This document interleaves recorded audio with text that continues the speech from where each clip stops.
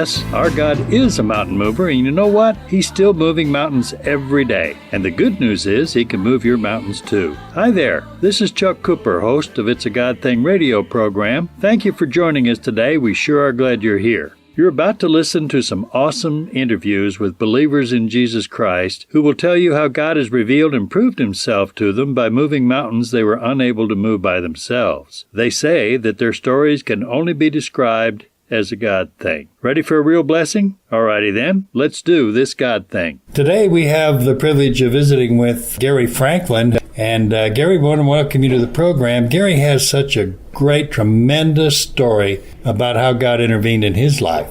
So, Gary, tell us your story. All right, Chuck, it's good to be here. Started, once I start recollecting, it started in 1980.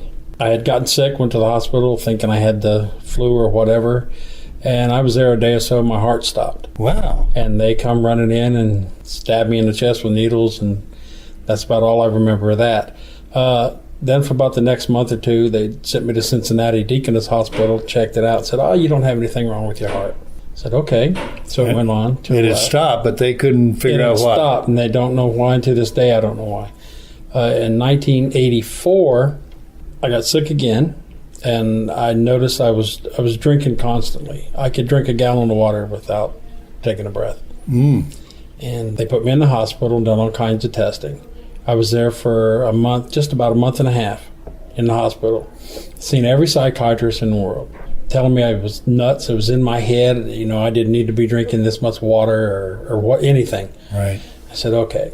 So finally, about a month and a half, they let me out. I wasn't the same ever since. I didn't know what was going on, but nobody else knew either. So I just lived life and went ahead. And did you feel okay, or did you feel strange? No, I always felt funny. I didn't know what the feeling was. You just had that feeling that you would, the old saying, I'd kill for a drink. Yeah. I would kill for a glass of water. That was the feeling I'd have constantly, 24 hours a day. Then in 1986, I had passed out at work, woke up in the emergency room, and they didn't know what was going on. So we're going through all this again. You're making it up. There's nothing. Right. Called my family in, told my family that I was just nuts, making this all crazy. Yeah. I always had bad palpitations. My heart rate would get up to 300. Good gracious, Gary. And nobody could tell me why. They put me on drugs for it, but never gave me an answer. So that went on.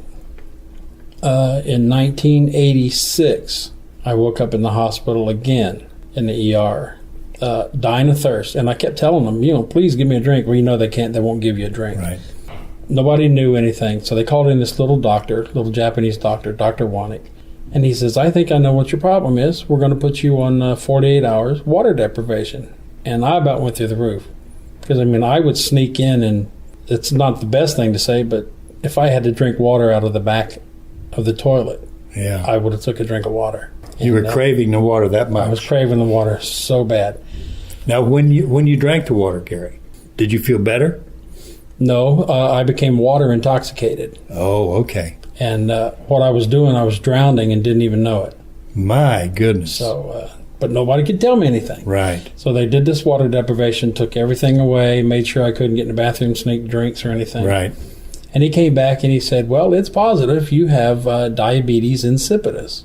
He said, when did you hurt your head? And I'm like, I don't know. So, of course, I'm in the hospital all this time again, thinking, the family's thinking of what went on. The only thing we remember is I was playing softball, third base. I run into a pole chasing a foul ball and hit my head here. It destroyed my pituitary gland. So they figured out what was causing the thirst. Yeah. So they thought the thirst was causing the rapid heartbeat because I would drink so much. And, of course, when you drink that much, you go to...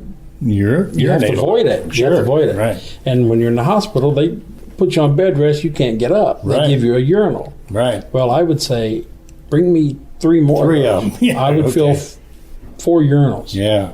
At one time. Ooh. And then turn around and have to drink a gallon of water. Yeah. And so they said, that's what's causing your pulse and your heart rate and everything. So it went on. I lived that way for a long time. They finally come out with a medicine that come from Switzerland. And it was good when it worked. But if it didn't get up in your nasal cavity just right, if you had a cold, you're just wasting the medicine. It went on until 1994. I kept feeling worse and worse. I started having chest pains, just terrible chest pains, jaw pain, arms, fingertips hurt. That all the signs of a heart attack. Exactly. I mean, I was going to work every day like that because, I was stubborn. I'd mow the yard and collapse when I got done or whatever. But they said there was nothing wrong with my heart. Yeah. So we went to breakfast May 24th, 1994. We got in the restaurant, and I knew I was sick. I knew something was happening. Mm-hmm. And my wife at the time had said, you're going to the hospital. So we went to the hospital. Well, I was in a full-blown heart attack. Mm. And they sent me a doctor who says, well, we're just going to check you out. We're going to send you home. Of course, I said, okay, because I don't want to be here anyway. Sure. And the cardiologist come in and said, no, you're not going home. You're having a heart attack. So they rushed me downstairs. They found out that I had just about 100% blockage in an artery, a blood clot.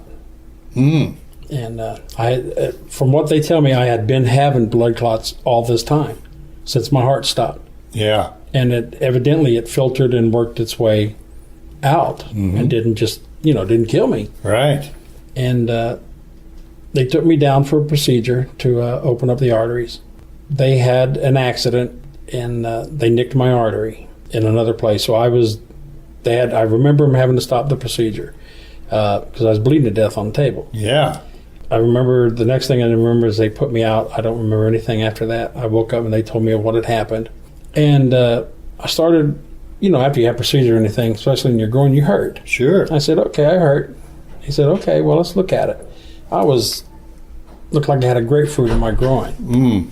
So he says, well, this is the doctor that sent me first, going to send me home. Right. He said, okay, you come to my office next week and we'll look at that, and because you're looking pretty good. Well, it was solid black. Yeah. And it was draining, and I thought, no, this isn't right. So I got upset and went to my cardiologist's office, and they called an ambulance right then and there and took me in. I had an aneurysm in the artery. So I was bleeding to death again. And I got to the hospital and started having a heart attack. And from that point on, I was probably hospitalized, I think, every 4 to 6 weeks, having to have arteries opened up. I had, they went through the brachial in the arm and put radiation in there to open the arteries. Today, I have 8 stents. I've probably had, 35, 40 caths. Good. I've had angioplasty probably 30 times. I've been told that once I get in there and they see the blockages are worse, you hear the doctors talking before they knock you out. You hear the doctors talking. And, I've heard, probably 20 times that I'm not going to get off the table. I'm not going to make it off the table. Right. So I gave my heart to God when I was real young. And I know that the enemy's been after me. Every time I go to sing, somebody gets a blessing or I share my testimony, something else happens. I got in with Trust. Let me interrupt here and explain to our listeners that, Gary, you sing high tenor. Yes, sir. In Trust Quartet, which is based out of Okeechobee, Florida, and y'all travel all over the country, right? Particularly eastern part of the country, putting on concerts and conducting services. Right. Okay, so excuse me, but I wanted our guests to know that. Okay. When they asked me to audition, they knew my history. I told them the truth straight up, right. But I've been doing good. What it comes down to is I spent 14 years on my back. I couldn't, where we lived, we had an upstairs. I couldn't go upstairs to take a shower. I had to have help being fed. I had to have help bathing, getting dressed, because I didn't have the breath to walk to the front door. Goodness so I spent gracious. 14 years, I couldn't lay flat to sleep, so I spent 14 years on my back in a recliner. Literally. And I had another heart attack laying in the recliner one time. And they told me that the blockages were very bad. That's when they gave me the radiation. I had another bleed. They couldn't get the bleeding stopped after the surgery. Right. So they had big old doctors, big guys. I thought, well, they'll stop it in 5 minutes. Sure. Went on for hours and hours. I'm just sitting there bleeding and screaming because the pain was unbearable. Right. And I remember got it stopped, took me back to my room after the heart attack. And I started bleeding again. Nurse come in, there was blood everywhere. And she was pregnant. She was a young nurse. She was pregnant. She climbed on top of me, put her knee in my groin, and they couldn't get the surgeon. Yeah. They couldn't get a hold of him. She sat there for 3 hours, and I'm just bleeding to death, and she's soaked in the blood. And she tried to stop it by putting pressure on it. Yes, sir. She's trying to stop it. She sat there, and she was miserable, and I was screaming. Finally, somebody come in and shot me full of drugs, and I was out of it. They took me to surgery to clean up the artery and clean out everything. Well, I about bled to death there. Good. So I was told that I was going to have a lot of problems. So that added into the 14 years. Then when I joined Trust Quartet, and when did you join them, Gary? I've been with Trust Quartet 2 years. Oh, 2 years. 2 years now. And I joined them. I didn't have any problems. I was doing pretty good. I was back on my feet, because I've been told I'd never sing again. So I sold all my sound equipment. I sold suits, tie, everything I had I got rid of because I was told, you never talk, you never walk, you never sing. I didn't need them. So I laid there for 14 years. Finally, one day at the end of 2007, I got to thinking. I said, Lord, this can't be what's meant for me. Look what you've let me do. This can't be the end of this right here. Right. And I started hearing this little voice saying, get up. And I said, okay. I'd hear it again. Get up. Audible. It said, get up. Even if I prayed, it would always ring in my head. Mm-hmm. Just get up. Do what you're told and get up. So I said, okay, Lord, if this is you and I get up, you got to hold me up. Well, he's held me up ever since.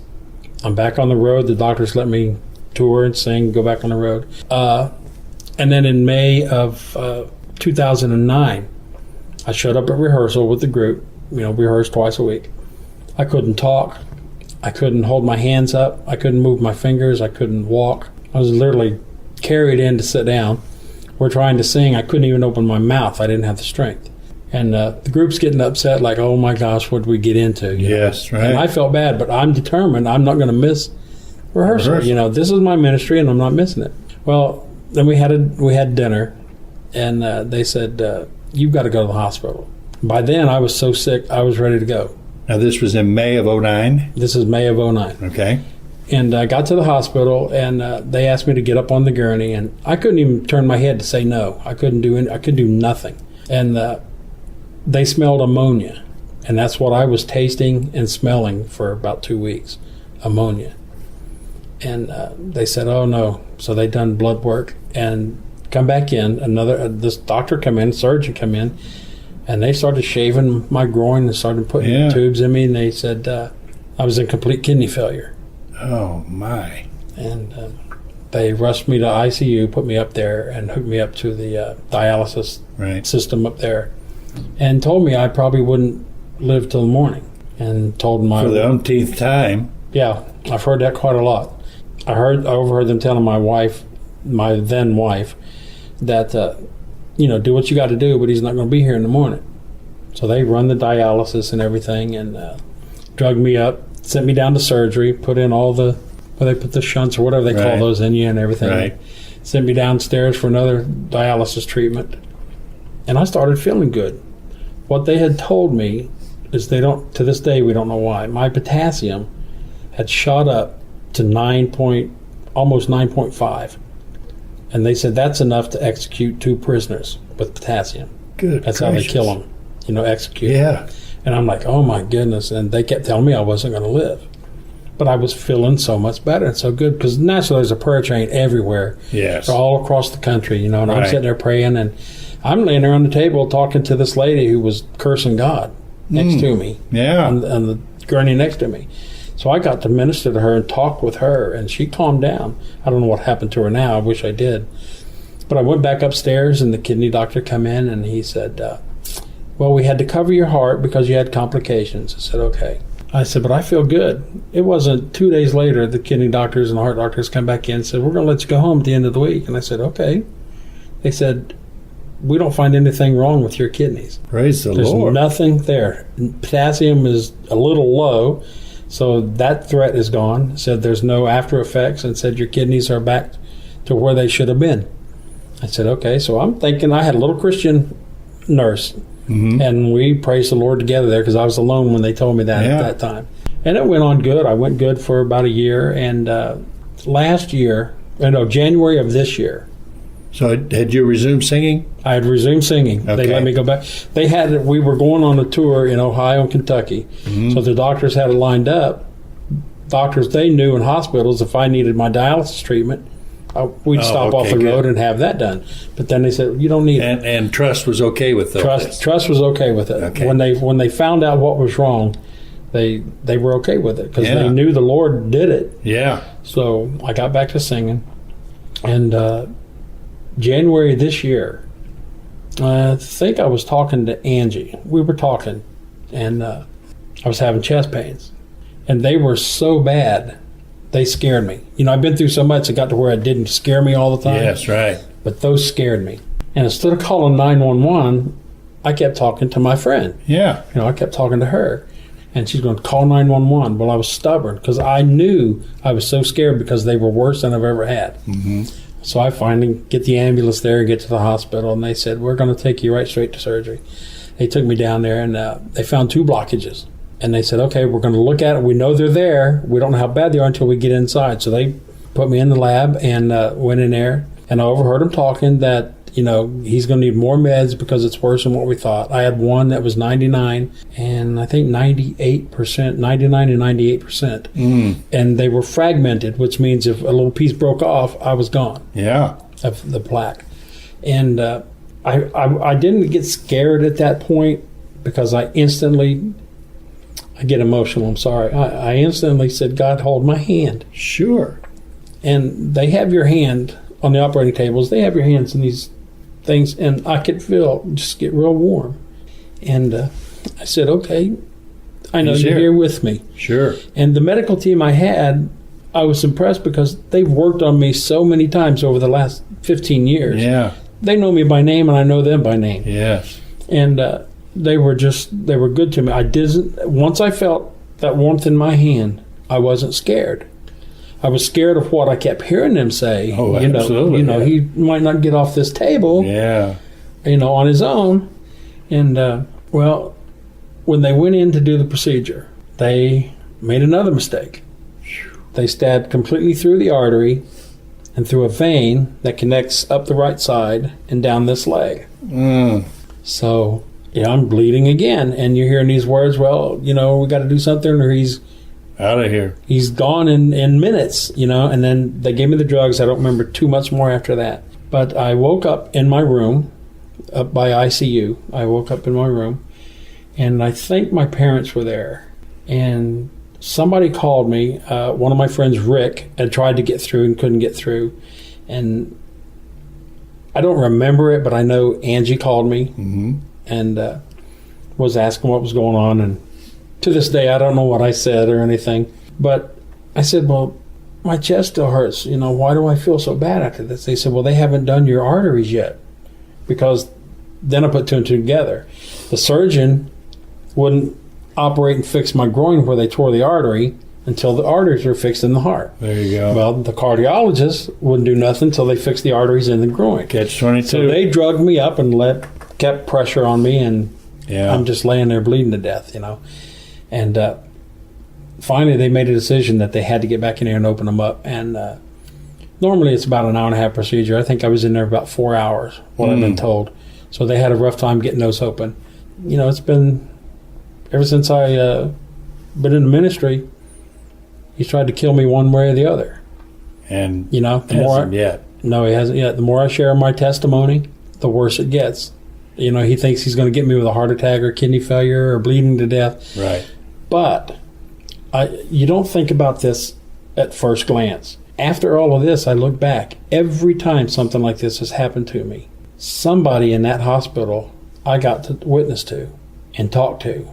And I had the last patient I had when I had the heart scare this year was a young man that I was there when the doctors told him he was going to die. And he didn't know what to do. His family didn't have anything to do with him. So we got to talk to him and witness to him. And they transferred him out. He had his surgery, and I heard he survived it. But, I look at the devil and I say, what are you getting out of this? You're just giving me a greater testimony Right. You know, people saying, we're not going to let him sing. We're not going to do this. He's sick and all of that. But I'm still on my feet. I'm still singing. I still travel. I do what I have to do. Wow, what a great story. I don't know about you, but we here at It's a God Thing Radio are both inspired and encouraged and even awed when we hear stories like the one you're hearing today. We think God Thing stories prove to all who hear them how God continues to work every day in the lives of his believers. We also believe strongly that sharing God Thing stories with not yet believers might just cause them to remember similar events in their own lives.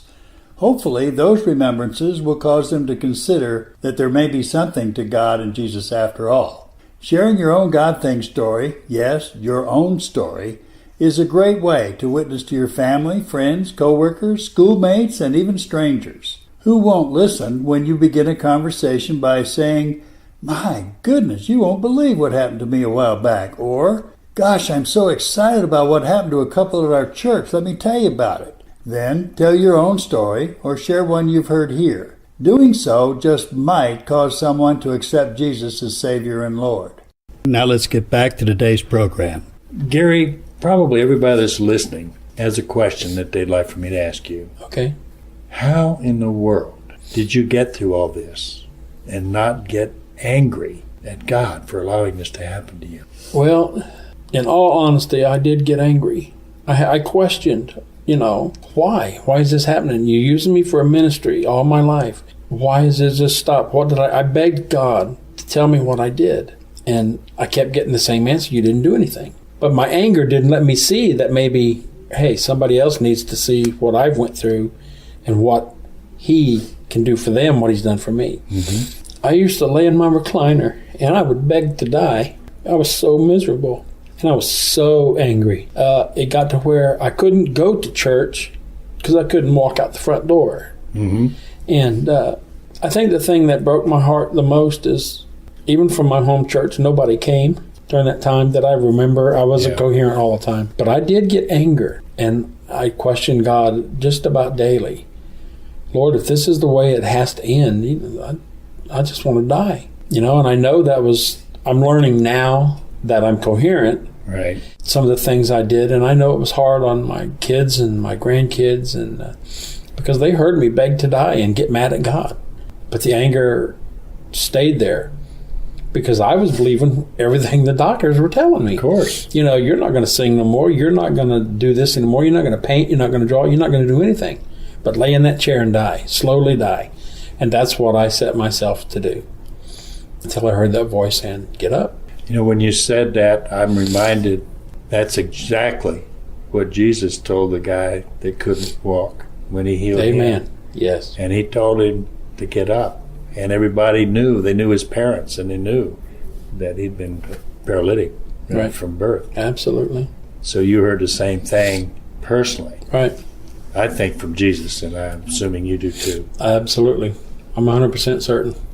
Gary, was that the trigger that got you over your anger or began for the anger to subside in you?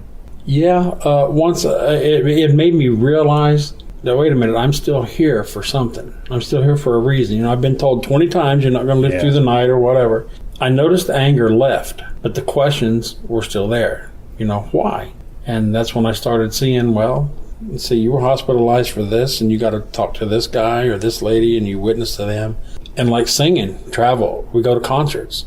The manager of the group, he's kind of in tune like I am. And we'll just look at each other and we'll know that it's meant for me to share a part of my testimony. Mm-hmm. So you're allowed to do that now with Trust. Oh, yes. As you're traveling. Oh, yeah. They include it. They make that very welcome because they've seen the things I've been through. Sure. I'm very blessed that we can do that. There are times, like I've told my friends and my family, you don't know who you're singing to. You don't know who you're talking to. And if you feel you should say something about what you've been through and you don't, there might be that one person there and walk out that door and just, that would be final, give up. They give up completely. Well, they're right, Gary. And you know what? Neither of us know who's listening to this That's today. Right. Absolutely. Well, how are you feeling today? I feel probably about 1,000% today. Good for you. Very Scale good. of 1 to 10. They always ask you what your pain level is. And Scale of 1 to 10, absolutely no pain. no pain at all. No pain at all. Gary, what a great, great testimony. It's a great God. He is a great God. I know the answer to my last question of you is obvious. But Gary, the Lord gave you a ministry Yes, sir, he did. through your suffering. Yes, I believe he did. Through your suffering. Christ suffered for us in his ministry. That's right, he did. And the Lord hasn't sacrificed your life yet. But he's allowed you through your pain and through your suffering to be a help and to be encouragement to other folks. Gary, would you say that all this has happened to you is a God thing? It can only be a God thing. It absolutely is. 20 times over. I believe that. Gary, thank you for sharing such You're quite welcome, Chuck. Thank you. personal information, and you're going to be an encouragement to a lot of folks. Thanks, Gary.